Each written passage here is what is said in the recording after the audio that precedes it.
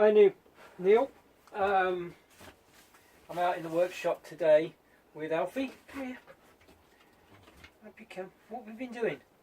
We've been playing with Neil's plane, haven't we? Say hello. Say hello, Dan. You're going to sit there. You're going to put your feet up there. Put your feet on there, look. Because I've got some work to do. It's beautiful. It's beautifully made. As you can see, it is quite dinky. 10 inches long instead of the normal panel plane size. What do you think, Alf? You like smell? Yeah? Yes, like, because it's got, what's it got on it? Alfie Shine, is it? Yes. It's got Alfie Shine on it. I haven't polished it yet. What I did was put Alfie Shine on the Norris type adjuster. It's in good nick, the adjuster. The sole was, I checked it, with the black marker pen and ran it over some abrasive down to fairly light grit now, and it's absolutely spot on. That's the good news. The bad news is, after spending quite a bit of time flattening the face on this, the iron that was in it, and as you can see, there isn't much left of it.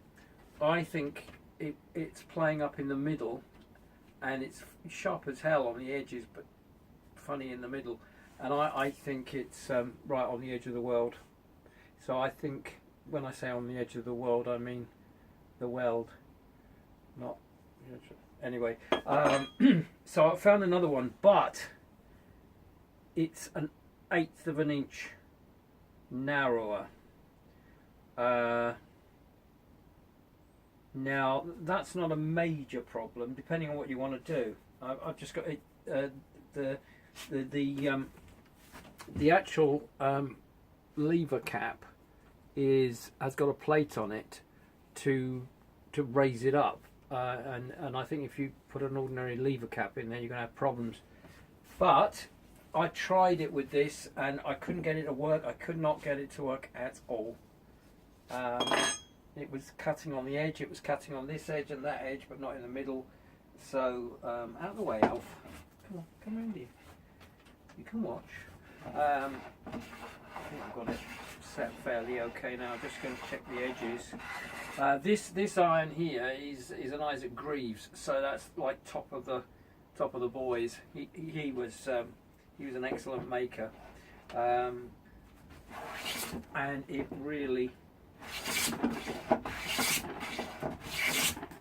performs beautifully. So it is the iron, without doubt. I've sorted out the front of the mouth that was all over the place, without losing anything.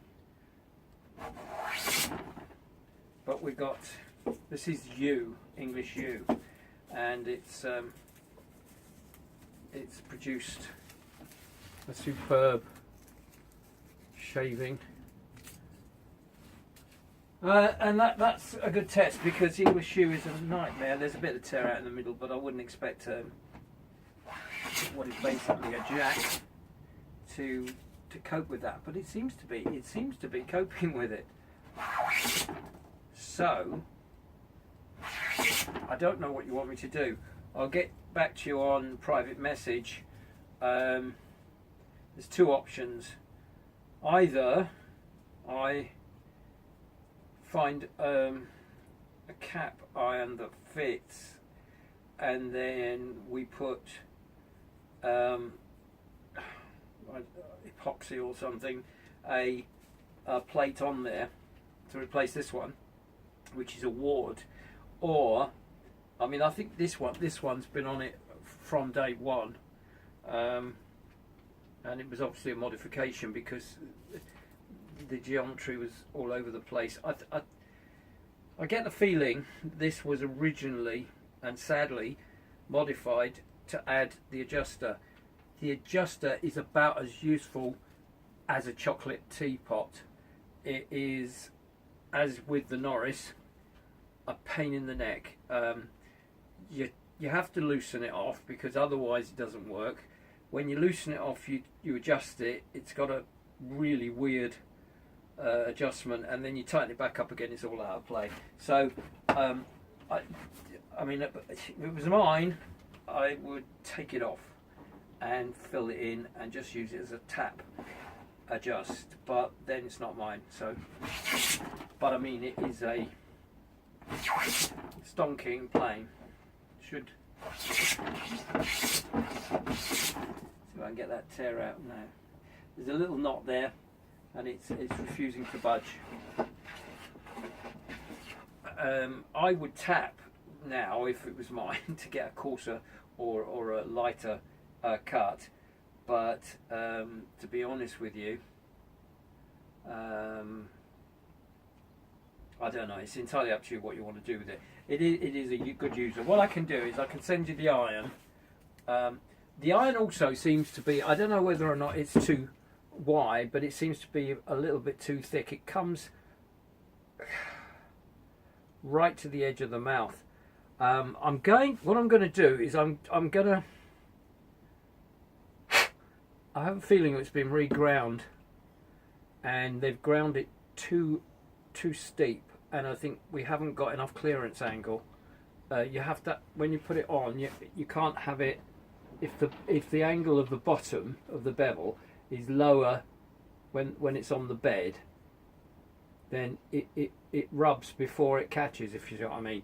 So you've actually got the bevel cutting rather than the edge.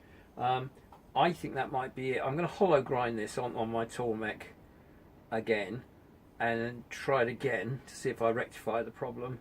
But the middle looks, even after just a test cut, you can't really see it, but the middle looks like it's chipping out quite badly, and I think that's just an indication that it's come to the edge of the steel, because it's welded at that point. Somebody's ground the back of the iron, I think, to remove rust quite extensively, or even they could have tried to make it thinner to make it fit the mouth. I mean, it's highly modified, and there's nothing much left of it. As you can see, that is how much has been ground off it in its life, which is all of it really. Well, that's it. I'm going to polish it up, take some photographs, and zap you this video.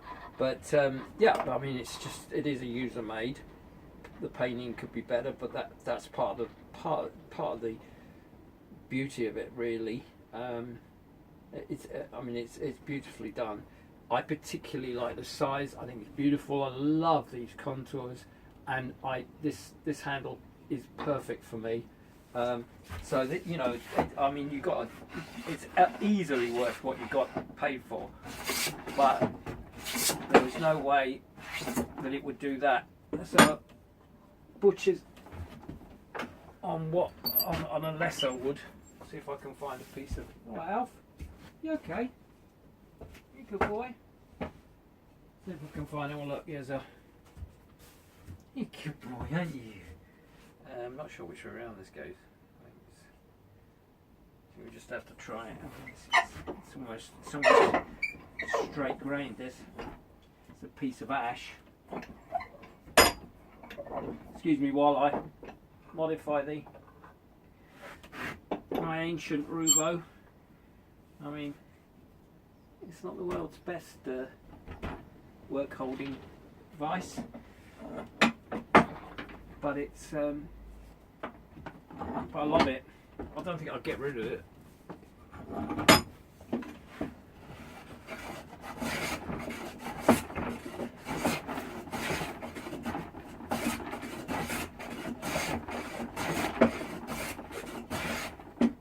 Yeah, I mean, let's see if it's.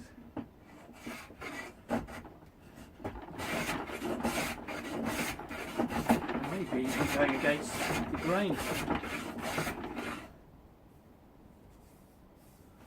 have a look, shall we?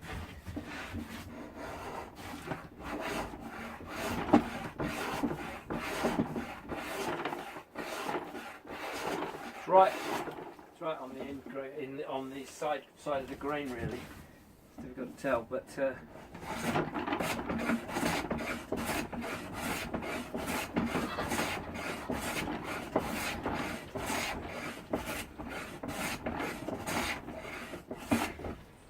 I haven't even honed this iron up very much.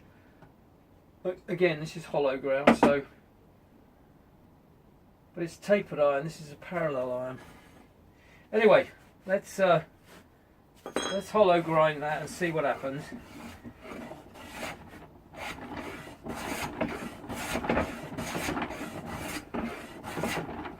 Yeah, I mean, the problem with the adjusters is, unless they're the kind of Veritas ones, they tend to be pretty useless, because you've got such tight, you have to have this so tight that it actually isn't got, it can't move, and if you loosen it off, you can adjust it, and then when you tighten it back up again, it's all over the place. You've got to sort of guess where it needs to be.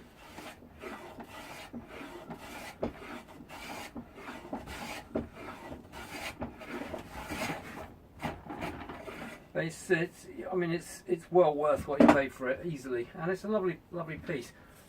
Probably turn of the century, so 120 years old.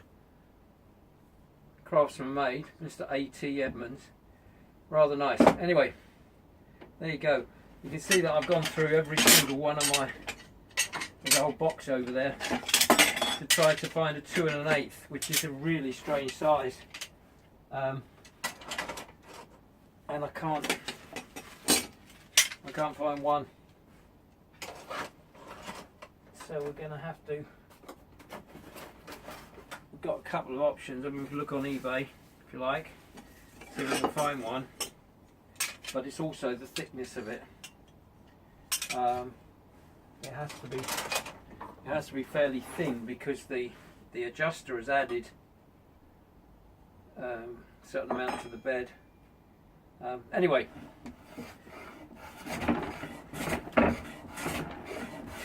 one-handed planing, not bad.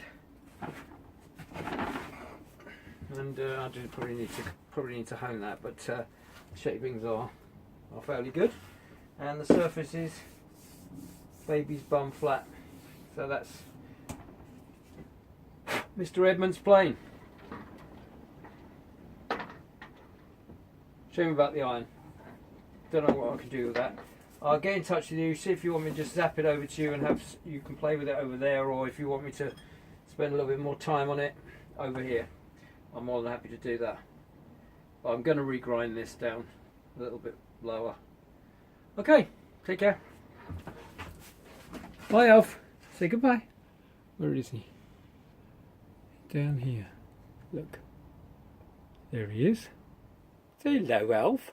You're sitting there very patiently, aren't you? You want to go in? Do you want to go see James?